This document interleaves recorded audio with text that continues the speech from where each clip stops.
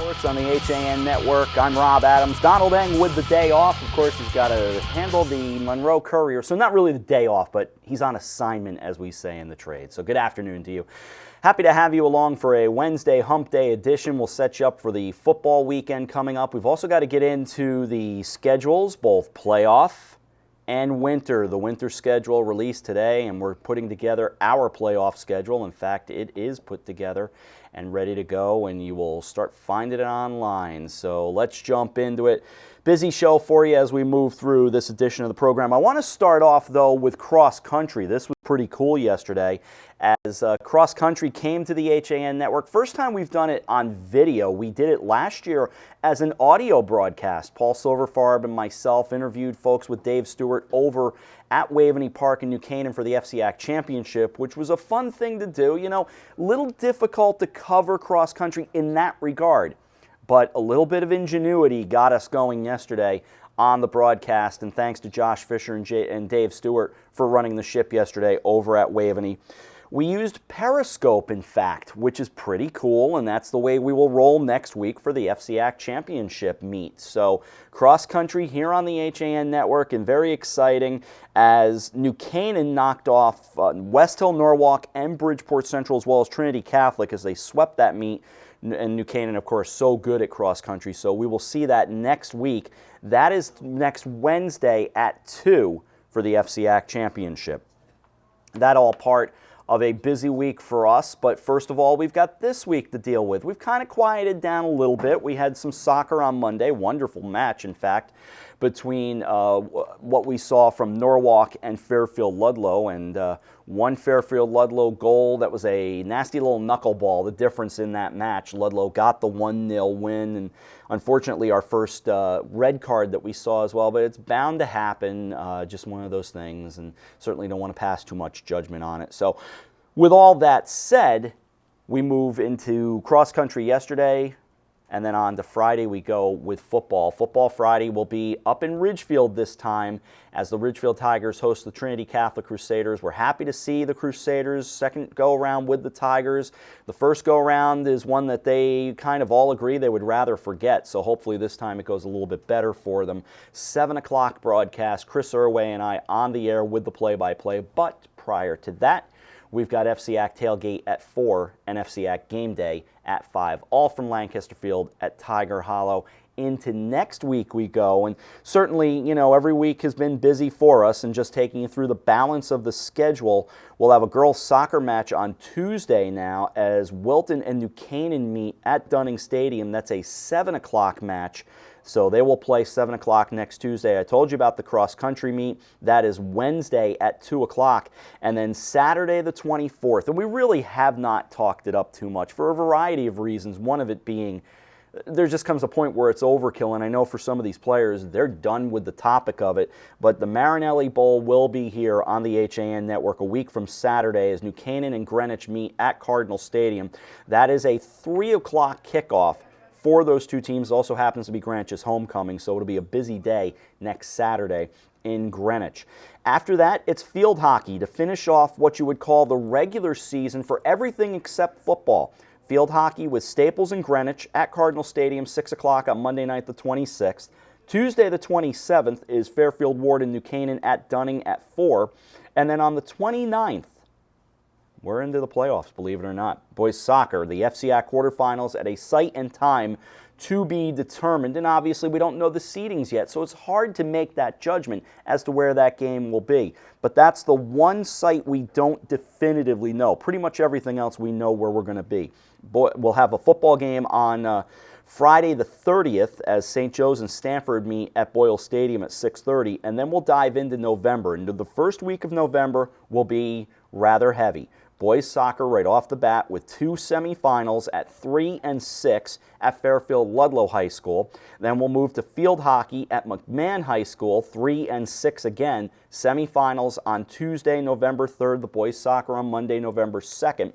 On Wednesday the 4th, it's the girls soccer championship scheduled for 2:30 at Norwalk High School, with the boys soccer championship to follow at Norwalk at 6. And finally, November 5th, will feature the FCAC Championship in field hockey, and that is a 5 o'clock match. Now to Friday, November 6th we go, and no, there will not be a test on all of this. Maybe for Eric Gendron, we'll see, because he's not always the best studier. But on November 6th, we right now have something kind of intriguing that we want to give a try to. We have 2 games possible, and we want your thoughts on them.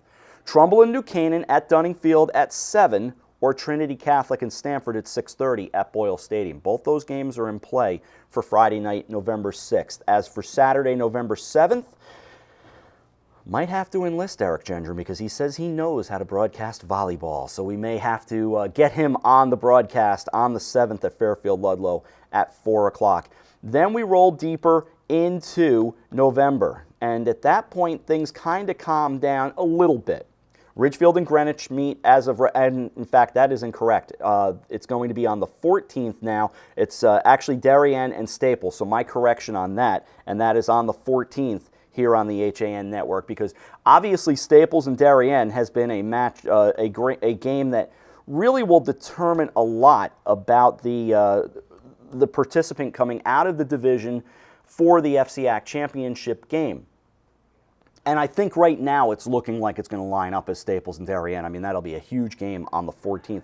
So that is the game. We did make an adjustment, flex that one in. That's a 1:30 kickoff on the 14th, Staples and Darien at Darien High School. That moves us to right now, Saturday the 21st, when it's the FCAC championship game, tentatively scheduled for noon at Boyle Stadium. But of course, things being what they are, if New Canaan and Darien are the participants, and there are teams that would like to certainly eradicate that, but if it's New Canaan and Darien, then you know that that Saturday the 21st will turn into a day off for one and all, and it'll be Thursday the 26th, 10:30 in the morning, and they will likely move that game to Boyle Stadium. I think, although it's unfortunate, you know, last year New Canaan lost the gate at Dunning Field. Not to say they don't get the gate, and I'm not getting into the finances of it all. I think you understand it, but you lose that home feeling at New Canaan. Well, this year it would be losing the home feeling at Darien if that's the way that it all plays out. So that is the schedule as we look forward. So again, it's a heavy schedule, a lot of games coming up, a lot of championships and playoffs. It'll be a good thing, and it all gets started with the one game that we don't know the site yet. That'll be Thursday the 29th, a boys soccer FCAC quarterfinal matchup at a site and time to be determined. After that, we go into November with boys soccer semis, field hockey semis, girls soccer championship, boys hockey soccer championship, and the field hockey championship, as well as the volleyball championship. So it's pretty exciting stuff, and we're looking forward to all that. And again, if you have not seen the cross-country coverage from yesterday, and I even got a day off, go check it out. Good stuff, and you'll enjoy what's going on there. And of course, you can follow some of this stuff on Periscope as well. So pretty cool for all of us, and we're looking forward to next Wednesday, 2 o'clock, FCAC Cross Country Championship here on the HAN Network. I'll be back for that one for sure. But as for the day off, look, I wouldn't normally talk about a day off if it didn't involve sports, but it did, and I went and played some golf yesterday with my good colleague and broadcast friend Chris Irway. So we played golf up in my hometown of all things, so that was kind of fun as well. And Chris's score was outstanding. He shot a wonderful 76. I give him all the credit in the world. He was booming 250, 300 off the tee. Me, not so much. But I had a good time doing it, and I actually parred or even bogeyed a few holes. So I'm okay with the way I played. Chris kept score. For me, it was more about maybe not keeping score and kind of letting what little hair I have down and relaxing a little bit. So it was certainly a good day on the links and a beautiful day for it. And it's turned out to be a beautiful day around here as well today, but we are going to see the temperatures drop. If you're going to Tiger Hollow Friday night, it's going to be much more seasonal, and you're going to want to think about the heavier sweatshirts and the longer pants and whatever it is you need to get yourself through that evening. Temperatures will be hovering in the low 40s, if not the upper 30s, on Thursday or on Friday night rather at Tiger Hollow. So all the schedules have come out for the winter, and starting to peel through them as best as I can, and it'll be a little bit of a task. The first actual game around the state will be girls hockey. Now, girls hockey is such it's a slippery slope, for lack of a more graceful term. See what I did there? The first game is Wednesday, December 9th, between Wilton and Notre Dame of Fairfield at the Milford Ice Pavilion at 4:15. But what that means is that, of course, it's still not a truly CIAC-sanctioned sport. So we come back around to that whole thing we went through 6 months ago, in which we saw a championship game down in Stamford, and the bottom line was there was a tie, and that was the end of it. After overtime, we were through a tie, and the game ended right there. We all know that story. You know, if you were with us at the time, we did a lot on it at that time. And the CIAC, again, and I understand that it's a numbers game, but they continue to not recognize, because there is a numbers standard that has to be achieved, and girls hockey has not achieved that yet, and you don't have the number of teams that you need to make it an officially sanctioned sport.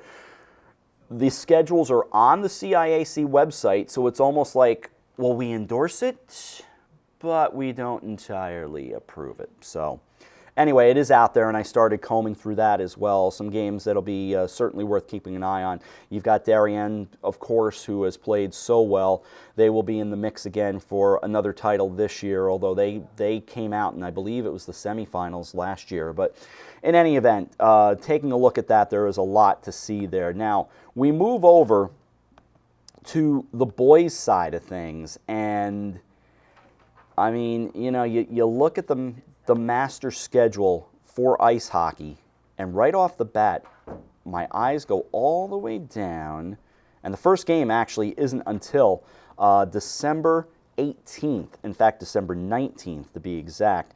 The first scheduled game in the state is Hall Southington against Woodstock Academy at noon on Saturday, December 19th. And, you know, the shame of it is, just for whatever reason, and, you know, this is kind of the way it's become, we start much later. We used to start much closer to December 11th, so we're starting a few days later now.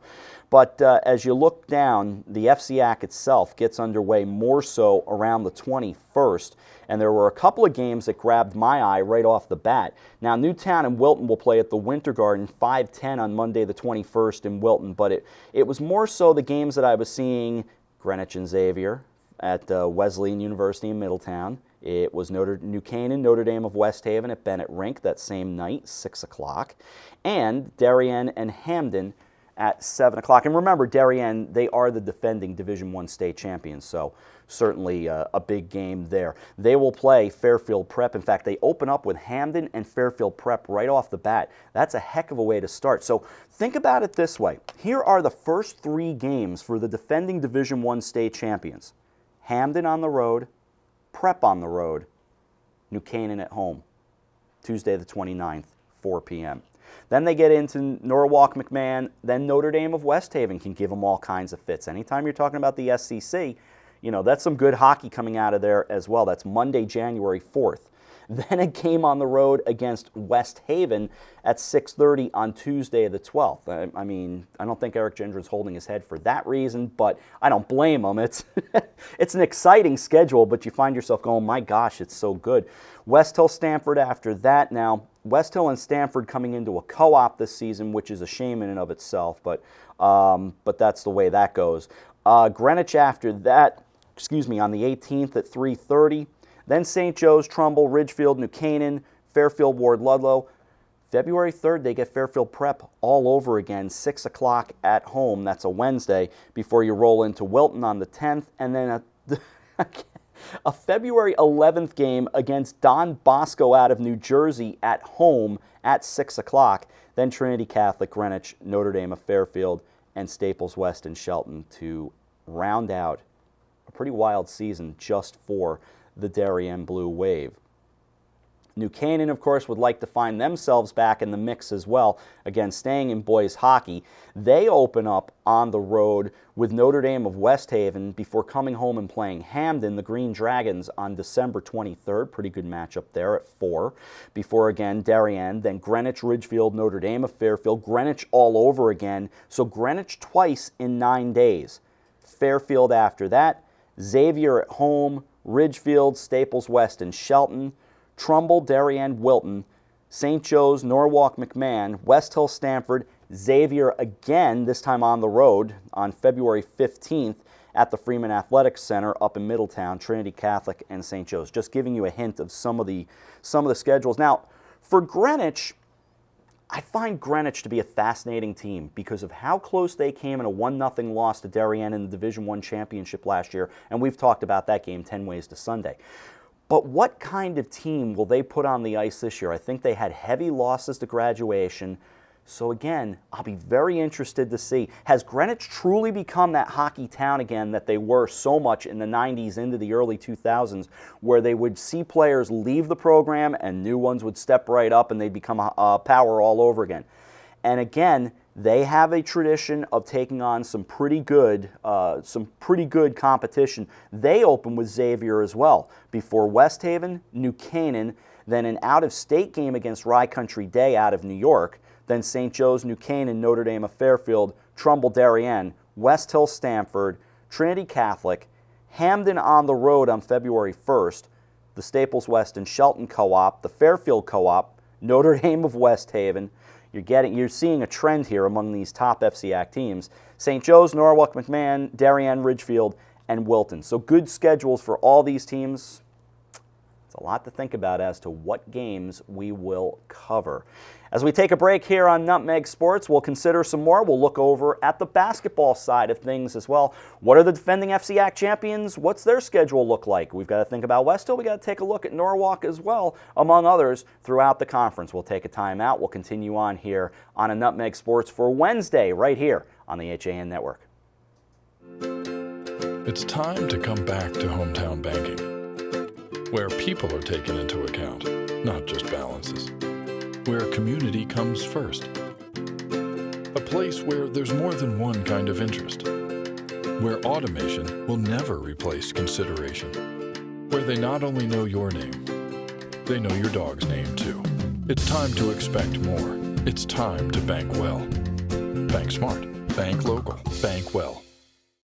Alliance. We are an industry leader in coordinating transportation for large events such as corporate road shows, conferences, and special events. Our team of experts understands the dynamics and logistics of high-pressure situations and complex arrangements, all within a rapidly changing environment. Since 1999, we have added charter jets, event management, and personal protection to our range of services. Mention this ad for $25 off your next round-trip reservation. Alliance and you. Together, we can achieve the extraordinary. 855-546-6996 or alliancelimo.com. Tired of all the bull? Relax and enjoy the experience of buying a car at Panby Chrysler Jeep Dodge and Ram. No bull allowed. Connecticut Rockefeller Estate is Westchester County's top cultural attraction and is now open for the season. Don't miss out. Go online to hudsonvalley.org to plan your visit. Take a drive out to beautiful Sleepy Hollow, New York, and enjoy Connecticut's stunning architecture, breathtaking gardens, expansive art galleries, and commanding Hudson River views. From world-class art by Picasso and Warhol to expertly tended gardens, there's something for everyone. Connecticut Rockefeller Estate, a National Trust for Historic Preservation Landmark.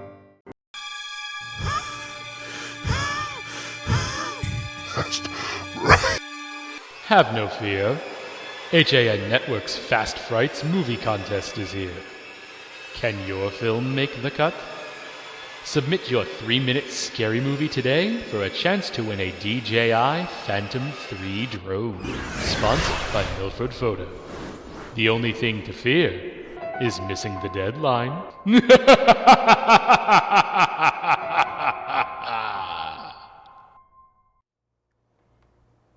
Back with you on Nutmeg Sports. It's a Wednesday edition. I'm Rob Adams. Happy to have you along as we get you closer to another football Friday and another busy weekend and the end of another busy week. I know it's redundant, but we say it all the time for good reason. There's a lot to get to once again throughout this fall season. But in the meantime, let's take a look over at the Athlete of the Week nominees. We haven't had a chance to go through them. We start on the men's side with Pablo Martinez of Darien Soccer.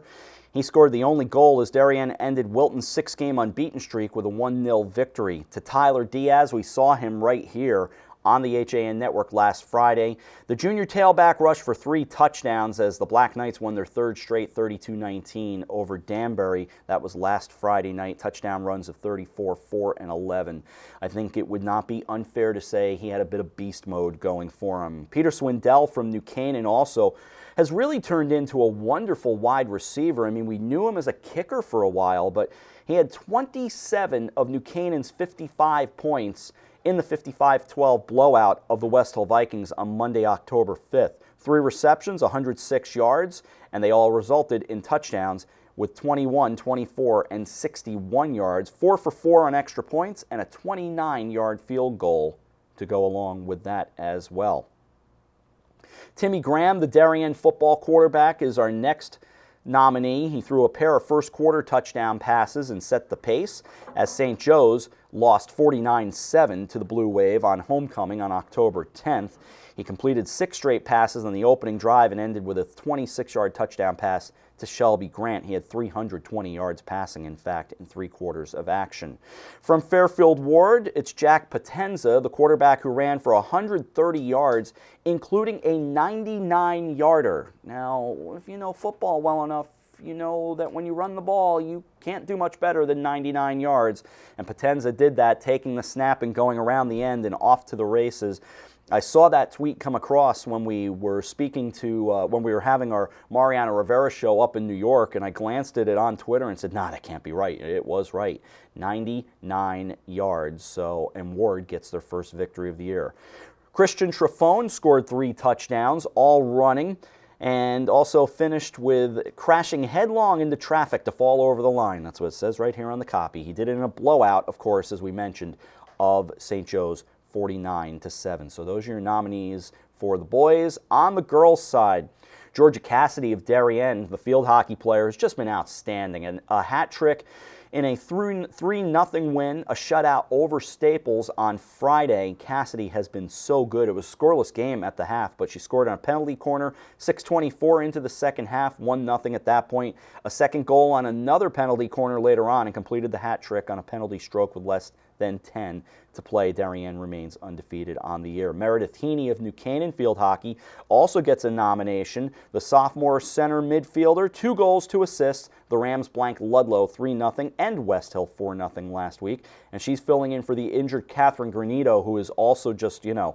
outstanding field hockey player. So good job by Heaney.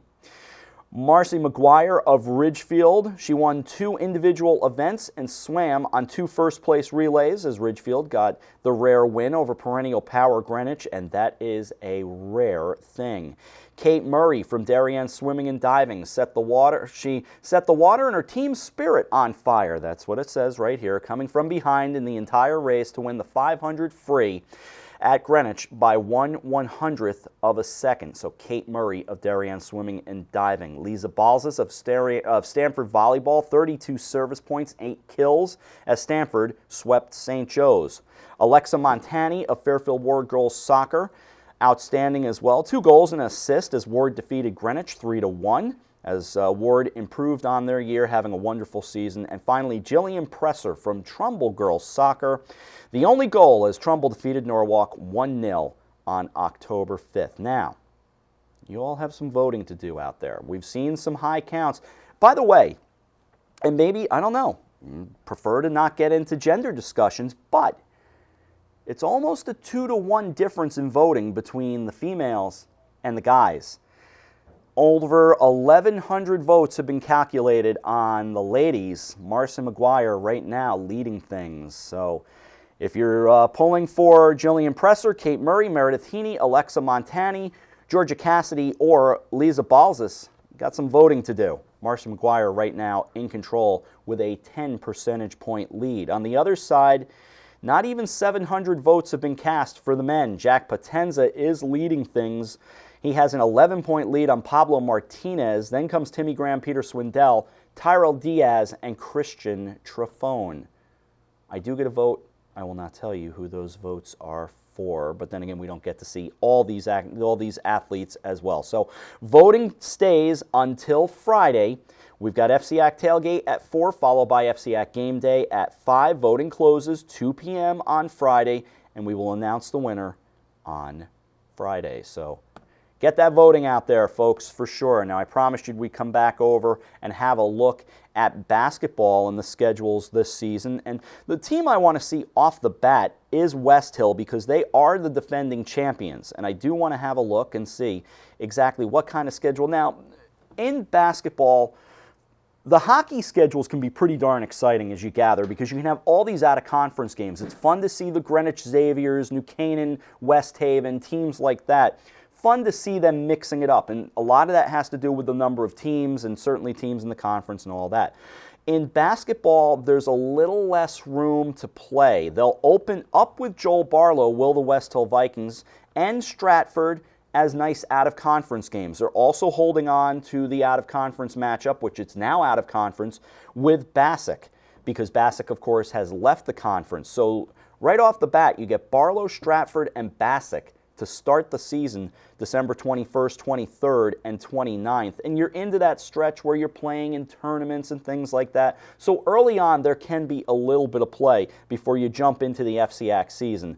But you look right down, the rest of the FCAC is right there, and you say to yourself, well, what does the season look like in the FCAC? Norwalk, the defending runner-up, they will play them, will the Vikings, on February 15th at 7 o'clock at the West Hill High School Gymnasium.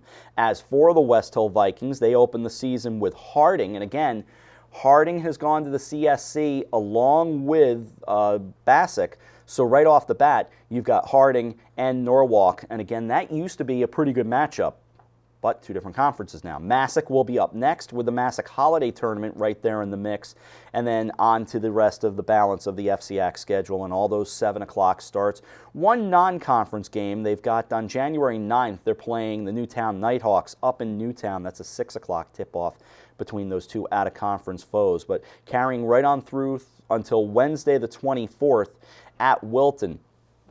And from there, it becomes that question of who has enough to come back from last year? You know, I thought West Hill had heavy losses to graduation. Norwalk seemed like they were going to have some losses as well. So is it Bridgeport Central's turn to step back into the mix? We look at their schedule, and again, holding on to those good former FCAC rivals. They open with Bassick on Monday the 21st in the Bassick Gymnasium at 7 o'clock before diving into Ward and Wilton and Danbury and right on through. They do have a matchup scheduled for January 18th against Wilbur Cross.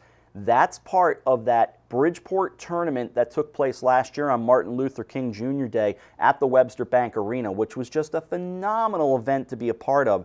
So hopefully we can glance at that one again come January 18th. It's that Monday, but that would be Martin Luther King Jr. Day, so keep that in mind. And then the balance of the schedule for the Hilltoppers is the FCAC schedule, including a game with Harding, and again, Harding out of the conference now, but still something to think about as we look towards boys basketball, and don't want to leave the girls out of the mix as we start getting ready to wrap up this fast-moving edition of Nutmeg Sports.